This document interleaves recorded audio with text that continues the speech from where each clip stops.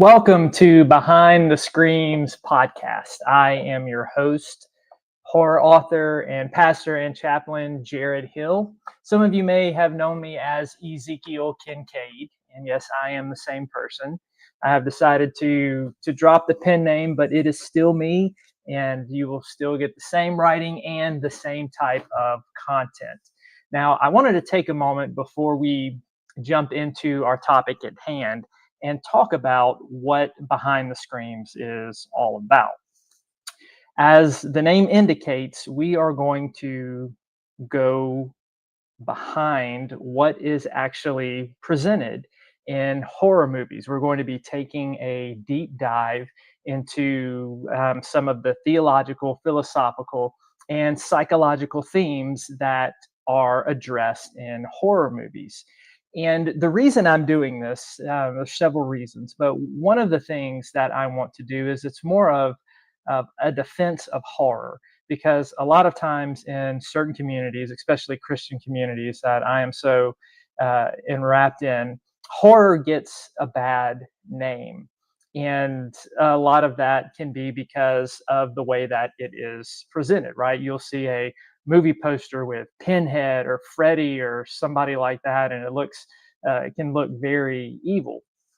But what they don't realize is that, in fact, horror is kind of the opposite. It sets up this monster. It sets up this theme of good versus evil, and it gives us characters who are fighting against this evil to defeat it and overcome it.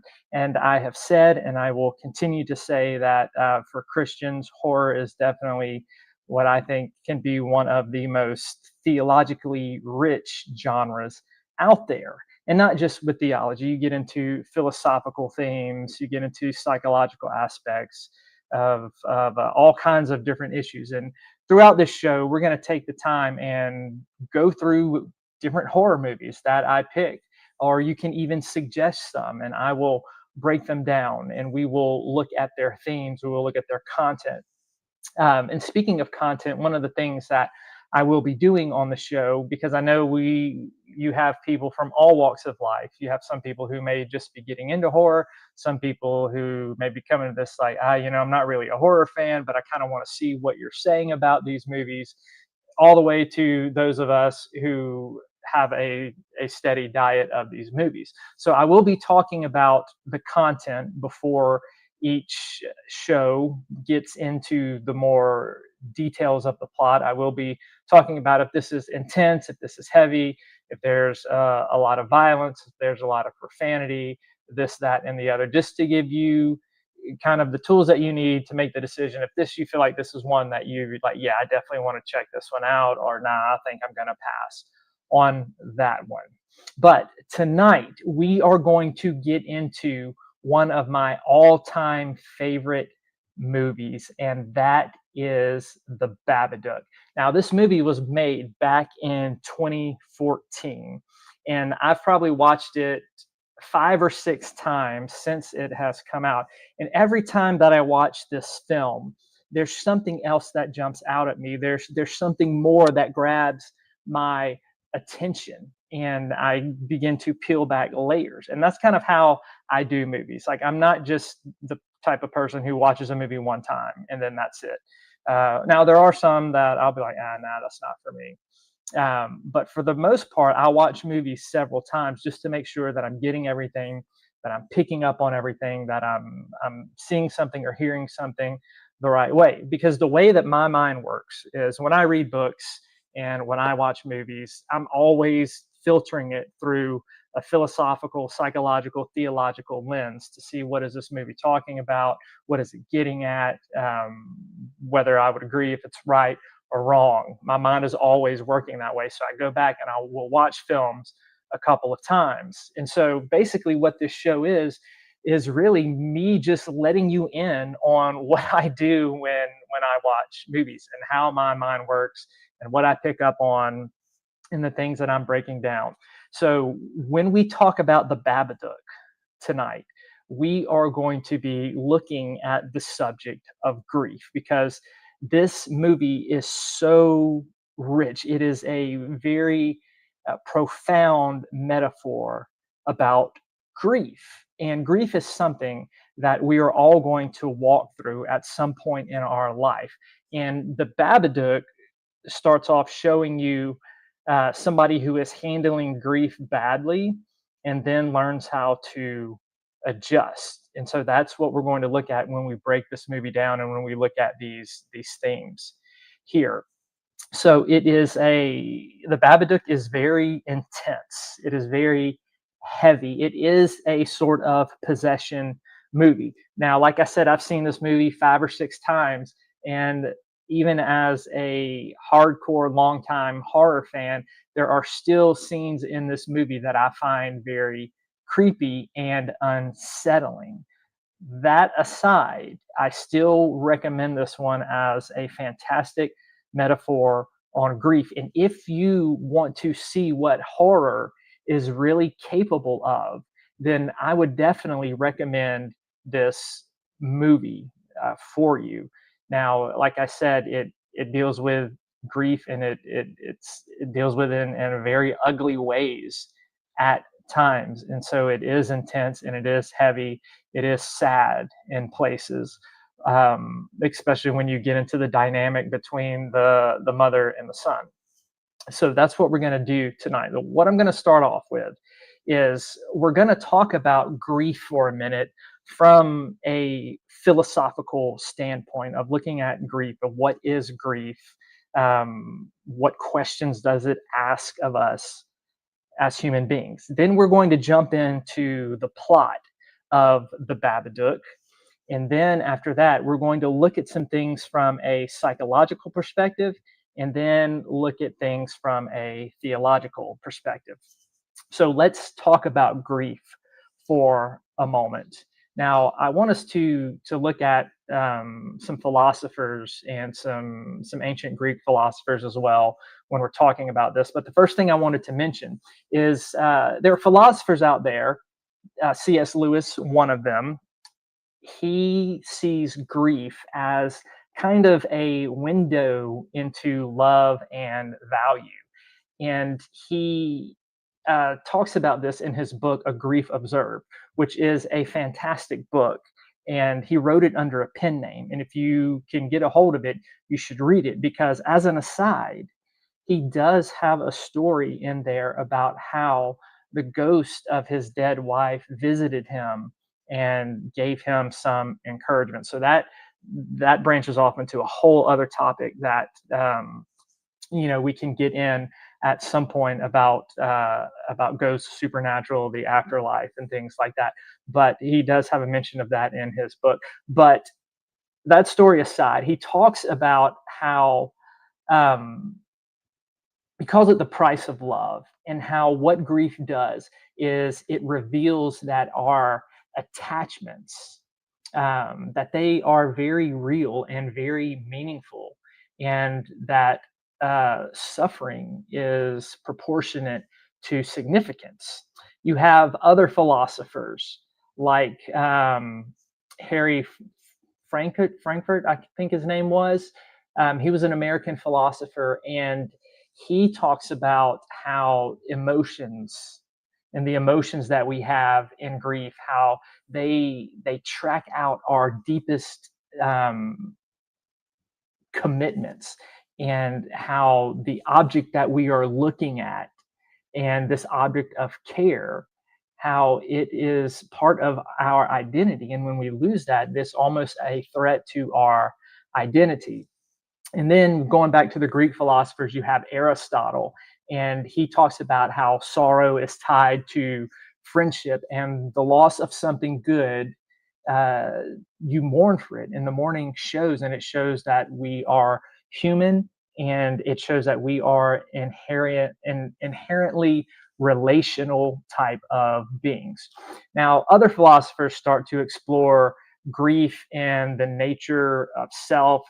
You had the Epicureans, who were basically saying how confronting loss, especially death, kind of forces us to face the finality of life. And then you had the Stoics, who kind of hit at this idea that, yeah, look, grief is a part of life, just deal with it and move on. And so almost this kind of suppressing type of mentality when it comes to grief. And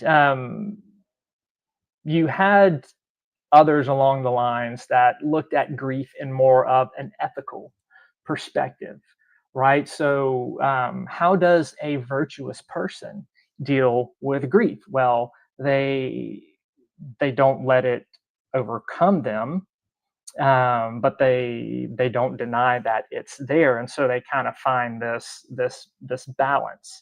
And you had still more philosophers who talk about um, looking at grief, you see the face of the other, and it reveals this ethical responsibility that we have with each other that goes beyond our self.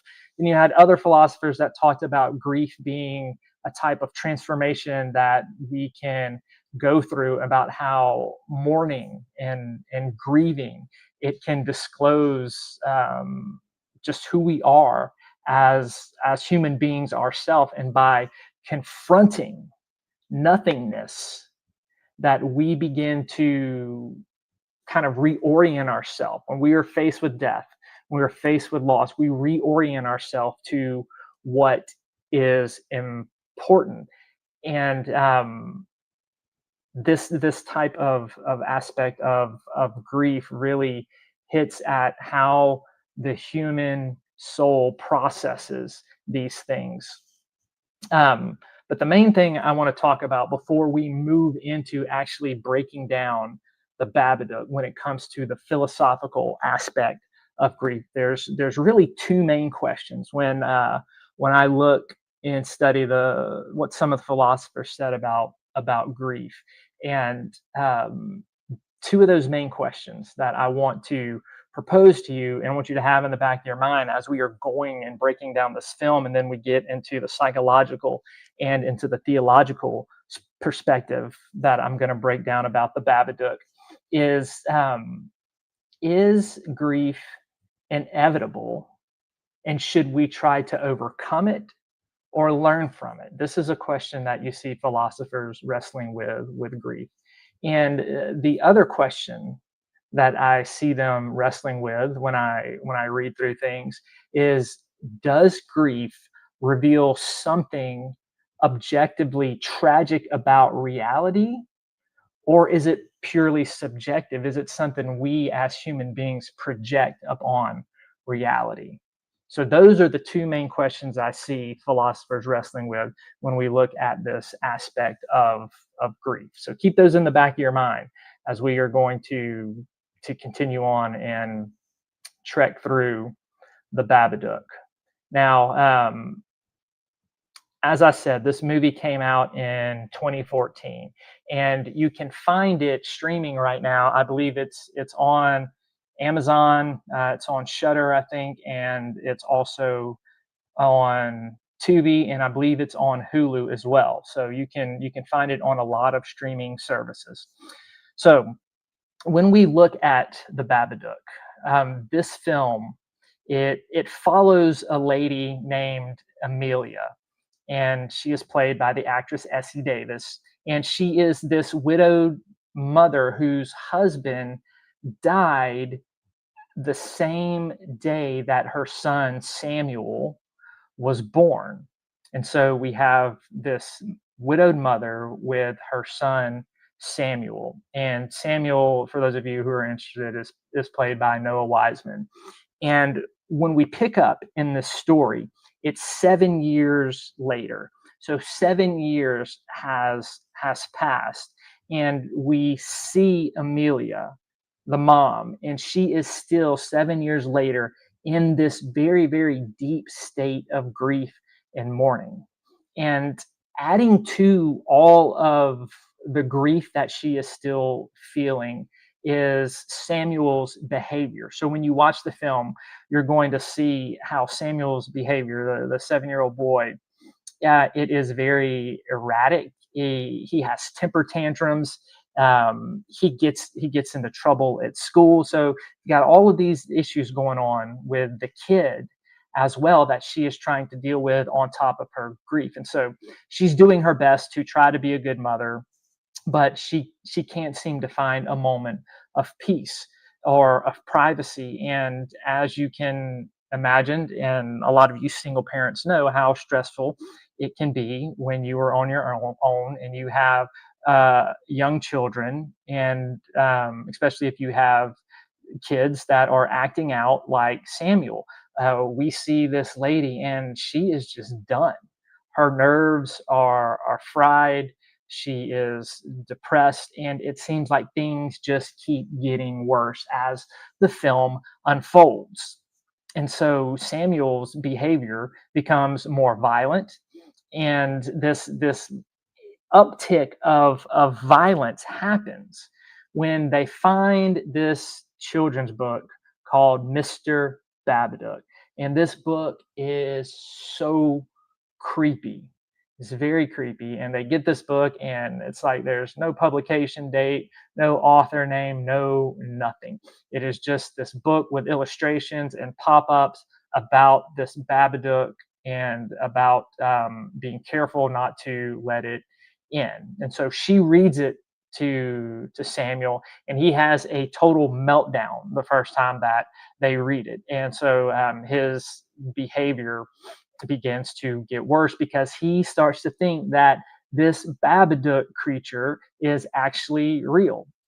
And you can look up and see what the Babadook looks like. It's this tall, slender, male-looking figure with a black hat, long fingernails, um, so I'm not really giving anything away. So you can see it. It's on the cover. Now, I will say, when I get to spoilers, I am going to give you a heads up. So if you haven't seen this movie, especially the end, I'm going to give you a heads up so you can mute me and not have to hear it, because I don't want to give it away if you have not seen this movie. So as the film goes on, Samuel's behavior gets worse, and her mental state just begins to take more of a nosedive, and she begins to question her sanity and wondering, is Samuel right? Is this Babadook thing actually real? And the answer, all of us know watching it, and from the title and the very fact that a horror movie is made about it, that yes, this thing called the Babadook is real. And the book, as you read through it, it basically starts to prophesy what happens to a mother and a child if they let the Babadook in, and when it possesses the mother of a child. So it's basically prophetic. When you see this book, the filmmakers are telling you what is going to happen. The mother is going to get possessed and go after the child. That is not a secret in this film. They give it away when they start reading the book. But this demon, this Babadook thing here, what we start to realize is that this Babadook, it is not just a demon that can cause physical harm, that it is an allegory for grief, depression, and motherhood. And I'm going to explain what I mean by motherhood, because as the film unfolds, you see some contrast and things going on here. And so, as you watch Amelia, as you watch her go through her daily life, as you watch her deal with Samuel, it is very clear that she has never healed from the trauma of losing her husband. Like uh, his absence and her losing him has just emotionally paralyzed it. And as you're watching the film and the atmosphere, you can almost tangibly feel her grief and her pain and the depression that she is experiencing. And if you notice the overlay of the movie, it uses these dark tones, so it really kind of brings you into to her depression and what she is feeling and the atmosphere around her. And she begins to resent Samuel, because when she looks at him, she is reminded of her her dead husband, and she can't escape these memories. And she is trying. She is trying to be altruistic. She is trying to provide for Samuel. She's trying to do what a good mother should. And as much as she does care for her child, she is just breaking under this grief. She's breaking under the day to day responsibility of dealing with a difficult child like Samuel. And she can't sleep at night.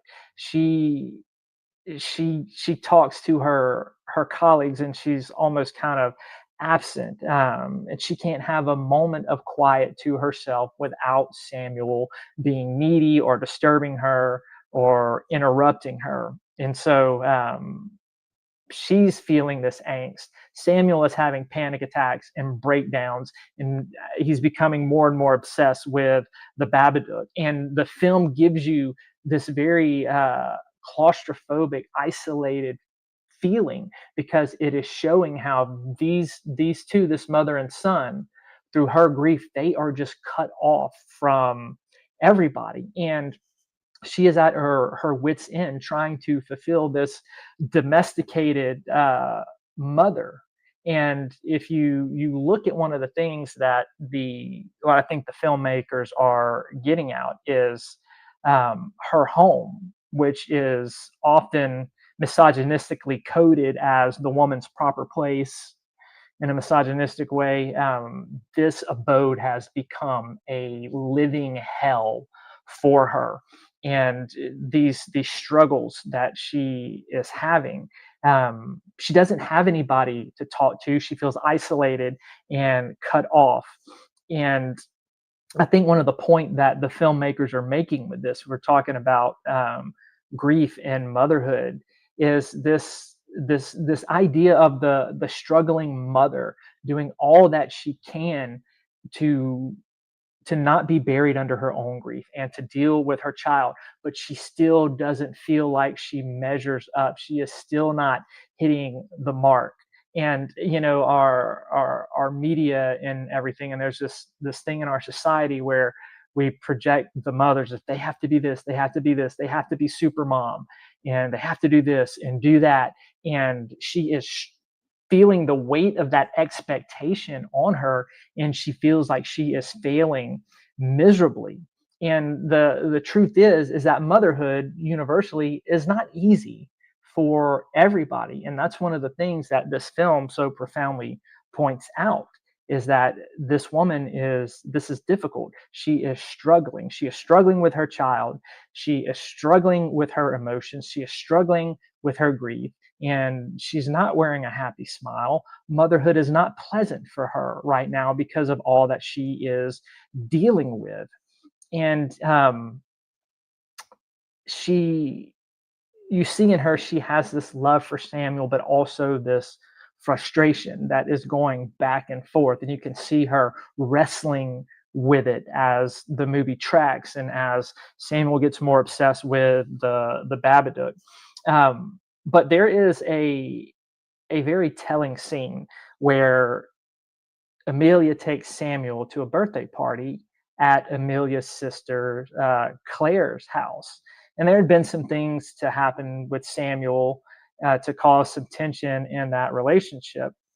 And why Amelia is there, uh, she feels judged by the other parents. And you have Amelia, who is just dressed kind of down and modest, and then you have the other parents that are dressed to the T in these nicer clothing. And you can see the camera angles, right? It'll go from Amelia looking up at them, and then it'll go from the moms looking down at her, and it's already creating this hierarchy of how she feels looked down upon. And they try to feel sorry for her and be like, oh, it must be so tough taking care of a disadvantaged child. And she just kind of snaps. And uh, she she is angry that they said that to her, angry that they see her as a disadvantaged woman. And she lashes out on them and is like, oh, says something along the lines of, wow, you know, your worst stressor is just not being able to make it to the gym anymore, because they were kind of having a conversation, the ladies were, about that and how hard it was. So she's dealing with that, and she doesn't feel like she has anybody to talk to. Then things happen. I'm not going to give it away, but social workers get called to the house, and then she is under that type of pressure, because they're scrutinizing everything that she does, and they're scrutinizing her words, scrutinizing her home. Samuel says some things that are kind of out of pocket when the social workers are there, and you just cringe for her, because you know how they are interpreting it, but you as the viewer has seen what's going on, and you know that's not the whole story. Um, so this this poor lady is crushed, and there are scenes when she's talking to her sister, and Claire just tells her to, why can't you just get over it? Why can't you just get over this grief? Now, all of us, if you a person who has dealt with trauma, um, and if you are a person who has walked through prolonged grief, or if you're a person who has struggled with depression, we have all had those people who have just looked us in the eyes and have said, why don't you just get over it? And it's kind of like, gee, if I could, don't you think I would? And so they highlight that and highlight some of the stupid things that people say to others who are in these situations of dealing with trauma, grief, PTSD. And you can just feel the hopelessness. Like when her sister is doing this, Amelia, you can just sense she's like, I am really alone. I have nobody to help me. And so this feeling of isolation just gets worse and worse. Things with Samuel get worse and worse. And then um, her denying her grief, her suppressing it. There's a line in the book talking about the Babadook. Now, remember, the Babadook is a metaphor for grief. The more you deny me, the book warns, the stronger I'll get. And so what we see is the Babadook, which is this manifestation of her suppressed grief. The more that she is denying it, the more that she is refusing to focus and suppressing the grief, the worse things are getting for her. And she is getting to this point to where she is just sinking. And when she gets to her lowest point, that's when the Babadook comes in to possess her. And that's when all hell breaks loose. That she begins to say things to Samuel that are just awful, like, I wish it was you who had died and not him. Or talking about the husband, something along those lines. And she tries to kill Samuel several times, and he's able to avoid it. And I do want to point out that the point of this narrative, right? It's not showing Amelia as this evil person. Like, that's not the narrative spin. The narrative spin is showing what happens when a person is grieving, the grief is suppressed, and they don't have any type of support or help.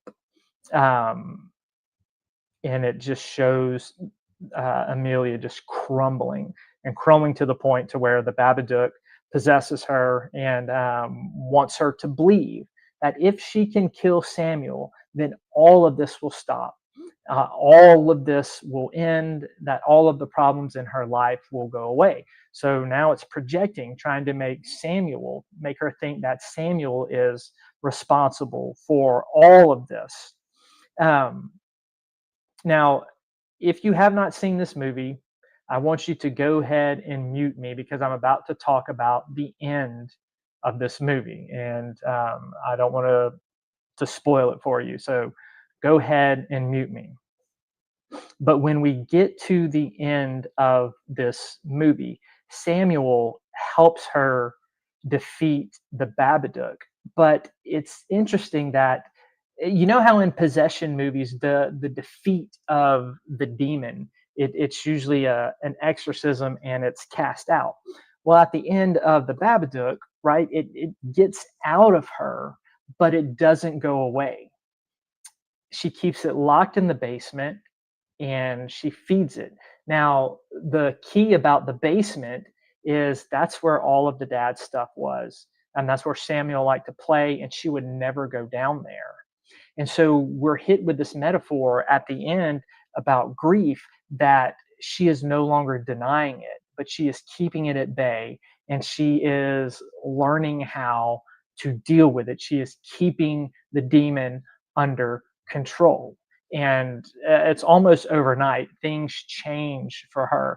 Things change for Samuel. There is relief. There is joy. There is happiness. Their relationship starts to heal and get better. But the tension being relieved there is not the total expulsion of this demon of grief, but it is then learning how to acknowledge it, to admit that it's there, and to keep it at bay. And so we're ended. This movie ends with this metaphor on grief, about how it never fully goes away, that grief is always going to be there. Grief is a part of life. We have to learn how to handle grief in a healthy manner, because if we don't, it will consume us. So that is the breakdown of the Babadook. Now, I do want to share uh, something that this movie hits on. Now, I am not a a therapist. I've been trained a little bit in grief therapy from being a chaplain. I have been through therapy on grief and trauma and have read books, but I am not a licensed therapist. So what I am telling you are things that I've read in books, that I've been told by therapists, that I've experienced myself in therapy when it comes to grief. And then these are things that I learned and that I have shared and helped other people grieving loss, and walking through. Now, remember, grief, it's not just about the death of a loved one. It can also be about a loss of any kind. Now, with the Babadook, you're specifically dealing with the grief of loss and death. And so we're going to kind of focus a little more on that, but understanding that what we're talking about here can be applied to grief in any form. And there's real dangers in suppressing grief, and that's what that this movie points out. Is there are psychological dangers of suppressing grief. There are physical dangers, right? Sleepless nights, insomnia, um, stress that can manifest in all kinds of things in your body. And when you're suppressing these emotions, um, what we see, the Babadook is basically a manifestation of all the bad things that can happen when you suppress grief. There's emotional consequences, physical consequences, there's relational consequences, and you see that between her and Samuel, and how it has affected their relationship, how her grief has in turn affected him, and and it is hurting him as well. And psychologists talk about why suppressed grief backfires. Now, because it seems like, if we go to the Stoics, right, that they had this kind of more of an idea of suppressing grief. But the reason this backfires is suppression requires this constant mental energy, which increases stress. So instead of looking at it and facing the grief and facing the pain, we are spending all of this mental energy trying to suppress it and keep it down. And we have these what's called emotional memory networks that remain active in unprocessed material. This unprocessed trauma, unprocessed grief can find its way into dreams, flashback, sudden emotional outbursts, ruminating on things. And over time, the suppression will just reinforce the avoidance, and it can prevent the natural healing. So, what are some things that um, therapists talk about with dealing with grief? We're going to touch on this for a moment, and then we're going to get into some Bible verses and get into kind of a theology of grief from a Christian perspective. Now, one of the things that I learned in therapy, and that I try to help families go through with grief, is giving yourself permission to feel. Right, emphasizing that grief is not a problem to fix. It is a natural process, and you need to learn how to label the things that you are feeling. Is it sadness? Is it anger? Is it guilt? Is it relief? And you're going to have normal fluctuations, right? Grief is non-linear. It's not steps that you take to overcoming. There are things that you do, but you're dealing with grief, and learning how to manage it is a non-linear process. You're going to have really good days, and you're going to have really bad days. And you have different types of ways of therapy to deal with this. There's one process called the 4 tasks of mourning. I don't remember who came up with it off the top of my head, but it basically talks about accepting the reality of the loss, work through the pain and guilt, adjust your environment, and what's the last one? Find some sort of connection that you can make to help the memory endure with the person in a healthy way and move forward. And expressing grief, right? They talk about in therapy, you want to have a good community. You want to go through any cognitive behavioral therapy, journaling, listening to music, art, exercise, even doing some sort of rituals to help you remember this lost loved one. And taking care of yourself, eating healthy, working out. All of these things play into, not that it so much helps you get rid of the grief, but it helps you not to be overcome and consumed by the grief itself. So those are just a few things in looking at how to handle grief in a healthy way. Now, a lot of this flows into what we're going to talk about in looking at a theology of grief. Um, when we look at grief from a theological perspective, we can basically define it as the human experience of loss, whether it's death, whether it is health, whether it's relationship, or even something that has happened through the consequence of our own sin or our own actions. It can refer to any type of loss. We're going to hone in on death, since that is what really the Babadook hits at. But understand what I'm saying is it can apply to all of this sense of grief. Um, Now, with this loss and experiencing loss, we understand that this is grief is not just a psychological reaction to what happens, right?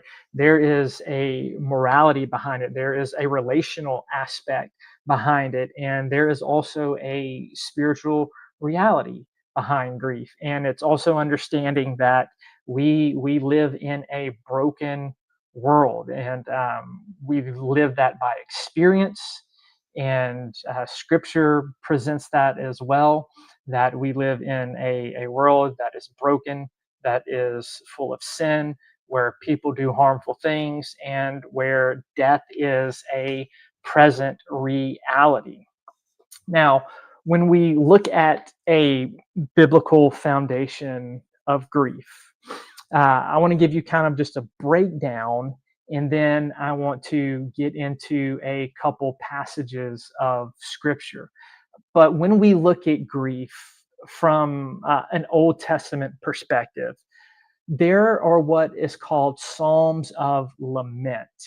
And these Psalms of Lament were the writers pouring out their complaint, pouring out their grief and their sorrows before God. So, one aspect of grief theologically is, from a theological aspect, it acknowledges grief, it acknowledges pain, it acknowledges that it is real and that things aren't right and that something has been taken, and that this lament that we feel is very, very real, and that this lament is not to be suppressed, but that it can be expressed to God, that expressing sorrow and not being okay, that is not sinful.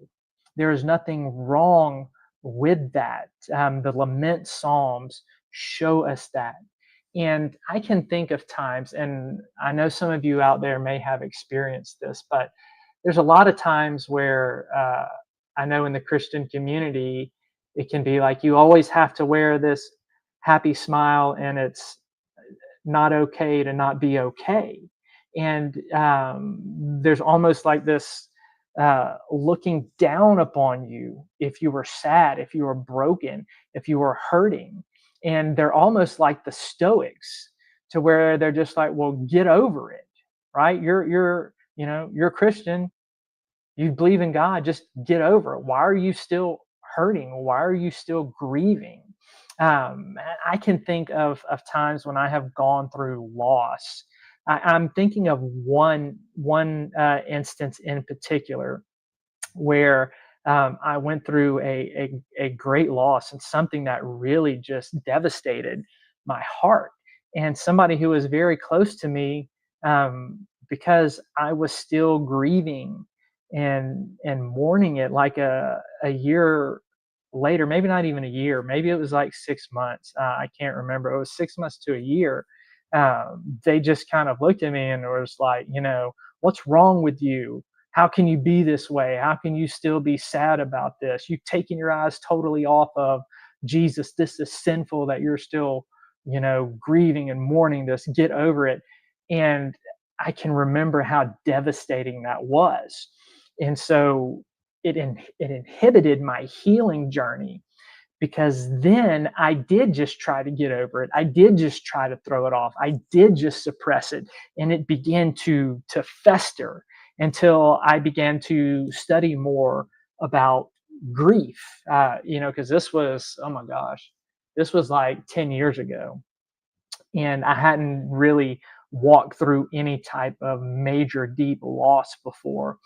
Um, and so after that experience and after that happened, I can just remember just how devastating that was. And looking back on it, everything I've learned, I can sit here and say that that truly was one of the biggest hindrances in my walk and in my healing. Now, part of healing, and when we look theologically at scripture, is it in therapy says this as well, right? Get in a group, find support, find people who can walk with you. Paul talks about in the book of Romans, weep with those who weep. And it's great if you find a supporting community, and you want to find that. But it can also be just as damaging if you find a bad community to get in, and you find people who are not understanding the grief process, who are saying ignorant things like, "Well, just get over it." or what's wrong with you. You shouldn't be sad. God's not pleased with how you're acting and that you're still grieving this. Um, those type of groups can be very, very damaging. So if you're finding yourself in one of those groups, pull away. Go find somebody who understands, and who can support you through the grief process, because it is not linear and there is not a timetable of how fast you are supposed to heal. Um, but getting back to the Old Testament, when we look at grief too, we have one of the most profound examples, the whole book written on grief and loss, and that is the Old Testament book of Job. And we see Job goes through this traumatic loss of his family, his children, everything is taken away from him. And at first, his friends do really, really well, right? They come and they don't say a word to Job. They just sit and mourn with him for like a week. And then things get bad because they start to open their mouth and they spout out all this bad theology and telling Job that he had to have sinned and done something for God to cause all of this grief and pain in his life. And this gets into how you can have people that can make your suffering worse by saying stupid and ignorant things. And at the end of the book, they're actually chastised for what they say and how they dealt with Job. Um, so you also see the prophets, Jeremiah, Lamentations. You have more weeping, more lament, more pouring their sorrow out to God. You look in the New Testament, you see Jesus weeping over at the tomb of Lazarus. You see him weeping because of the people who had rejected him when he weeps over Jerusalem. And so lament and weeping are a huge part of dealing with grief and lamenting before God and in the presence of God. It is a type of worship. And what happens in the grieving process from a Christian perspective is that God invites us with our grief and our sorrow into his presence, and God gives himself to us, right? He doesn't give us an answer as to why this is happening, or to why things had to be this way. That is not the answer he gives. The answer he gives is himself. And that's what's so profound about the book of Job. When God comes in at the end and reveals things to Job, he doesn't give Job an answer as to why he's suffering. Now, we as the reader have that and see that he was being tested, but Job didn't know that. What God gives Job is this deep revelation of himself as the all-powerful creator, sustainer, redeemer, full of loving kindness and mercy. And so at the end, Job meets with God. And by being brought up into this God's presence is where he finds his restoration and where he finds his healing. Now, we are also taught, when we look at the book of Isaiah, when we look at Isaiah 52 and 53, and we look at some of these messianic expectations in the Psalms, we see that the Messiah was sent to bear our griefs and our sorrows. And that's what we're going to get into now. And I'm going to go through a few scriptures here to close us out.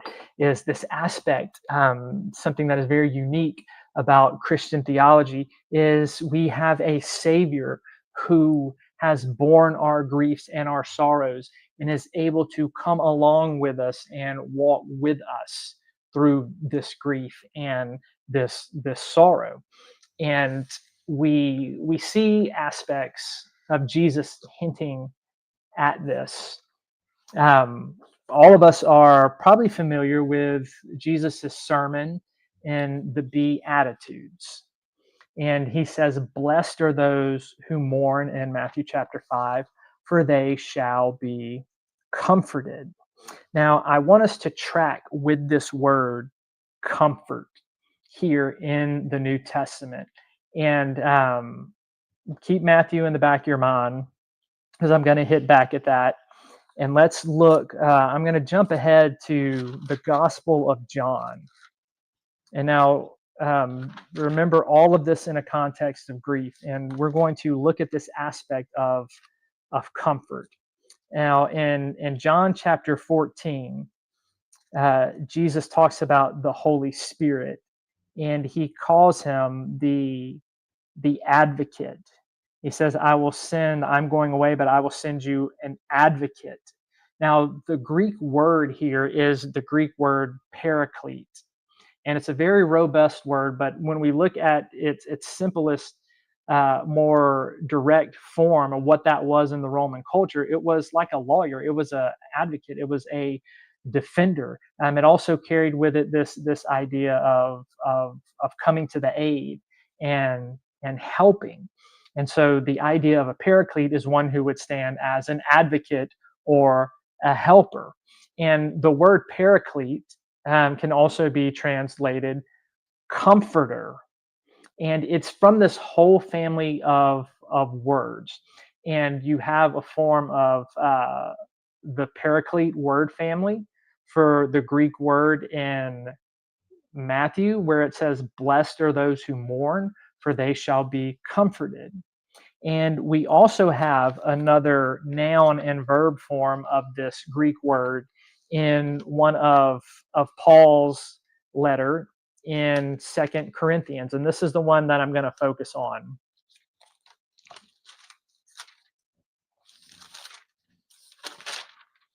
It's in 2 Corinthians chapter 1. And Paul says, blessed be the God and Father of our Lord Jesus Christ, the Father of mercies and the God of all consolation or comfort, who comforts us in all of our afflictions, so that we may be able to comfort those who are in any affliction with the comfort which we ourselves are comforted by God. Now, this idea of God being able to comfort us, it comes through all that Jesus has done on the cross by bearing our griefs, bearing our sorrows, that he is now able to come alongside of us through his Holy Spirit, and he is able to bring comfort. Now, I want to focus on what that word comfort, the paraclete word family there in the Greek, what it means and what it doesn't mean. See, when we think of comfort, we think of somebody soothing us. We think of wanting the pain to be taken away and soothed. That's not the idea that the ancients had with this idea of comfort. For them in this paraclete family, when they used different forms of it to talk about comfort, it was the idea of strengthening and encouraging. And so the comfort that God promises us in Christian theology is a comfort that comes through strengthening us, through helping us in the midst of the pain, in the midst of the loss. He comes alongside of us and he helps us to walk through it and to endure it, right? The way healing from pain works is it's not just instantaneous. Not grief. Grief just doesn't go away. It is a process, and God strengthens us to walk through that process. And the way that he strengthens us is through several things. Number one, what we talked about already, is knowing that he is present with us. Christian theology teaches that God is ever present with us. It also teaches us that he has implanted a hope within our heart, and that this hope, Paul says in Romans chapter 5, does not disappoint. And hope in Christian theology is not wishful thinking. It is a confident assurance. And more specifically, in light of grief, It is a confident assurance that God is not going to let us get consumed by the grief. It is a confident assurance that one day death is going to be done away with. It is a confident assurance that all pain and sorrow and suffering will be done, it will be redeemed, it will be renewed, and it will all be made right at the resurrection. And this is what Paul hits on in another one of his letters when he is talking about grief from a Christian perspective. When he talks in 1 Thessalonians chapter 4, in verse 13, he says, "But we do not want you to be uninformed, brothers and sisters, about those who have died, so that you may not grieve as others who do not have any hope. For since we believe that Jesus died and rose again, even so, through Jesus, God will bring with him those who have died. For this we declare to you by the word of the Lord, that we who are alive and we who are left until the coming of the Lord will by no means precede those who have died." And he goes on to talk about at the second coming of Christ, that the dead in Christ will be raised, and thus we will be with the Lord forever. So he tells them this hope of a resurrection, that death is not the end. And so that is the ultimate comfort for Christian theology. Paul talks about in 1 Corinthians 15, death, where is your sting? Where is your victory? Because of the resurrection of Christ, we now have hope of a future resurrection. And he talks about this hope being solid and firm and something real that God gives. And so Christian theology doesn't just teach a wishful thinking about death, it teaches a firm hope that it is the last enemy, but that it will be defeated. And so grief can be worked through and processed through with all of these psychological tools, but also theological tools, to know that God is with me in my grief, that he is compassionate. As Psalm 34 says, that he is close to the brokenhearted and he saves those who are crushed in spirit, and that by his grace and compassion, he comes alongside of us in our sorrow, in our brokenness, to weep with us, to encourage our hearts, to strengthen us, to give us hope, um, to get our eyes on the fact that he is with us and that death is not the end. And in the midst of this too, the other thing that is not really talked about in a theology of grief in a Christian perspective is the joy that God can give, and how both in the Christian perspective, both sorrow and joy can exist simultaneously in the human heart. And we see that with Jesus. He was a man acquainted with suffering, but he was also one who had the oil of gladness above all of his companions. And so it is not contradictory to have deep sorrow in your heart and grieve and be broken and crying out to God, while at the same time to have the joy of the Lord in your heart. Now, joy is not this happy-go-lucky, bubbly emotion. Okay, joy is a deep sense of assurance and satisfaction in God, in his character, and who he is, and it's trusting him even in the midst of when you don't understand why you're hurting, why you're grieving, why you're broken, why are you having to walk through these things. And so joy is not a bubbly emotion. That's a personality trait. Joy is this deep-seated assurance and confidence and trust and satisfaction in God, that he is who he says he is, that he will get me through this, and that he will slowly help my heart heal from the pain, even though the grief is never going to go away, right? That grief is going to be there, like the Babadook, but we have to learn how to not let it consume us. And for Christian theology, it is the Spirit of the Lord bringing that joy, bringing that hope, um, bringing that expectation of a future where sin and sorrow will be done away with. That is what helps keep that grief at bay to where it does not swallow and consume us. So that is my breakdown of the Babadook, looking at it from a philosophical, psychological, and theological perspective, dealing with the subject of grief that it addresses. And it is definitely a heavy one. We definitely came out the gate swinging heavy with this, which is good because you can get a feel for what this show is going to be like and how we're really, I wasn't lying. This is a deep dive into these themes behind the movies.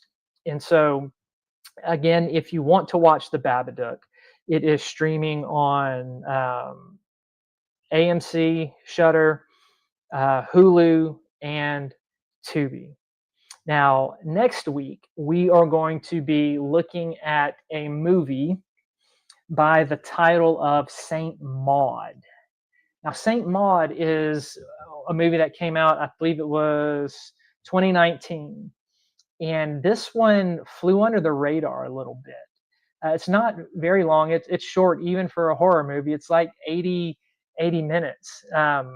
And Saint Maud deals with this lady who is a caretaker slash at a hospice agency, and she has a religious experience, and then she takes it upon herself and sees it as her responsibility to save her patients. And Saint Maud deals with the subject of religious psychosis. So Saint Maud is what we're going to be exploring next week on Behind the Screams. And we're going to be looking at religious psychosis as it is presented in this movie, and then talk about that from a psychological and theological perspective. So thank you everybody for watching, and we will see you next week.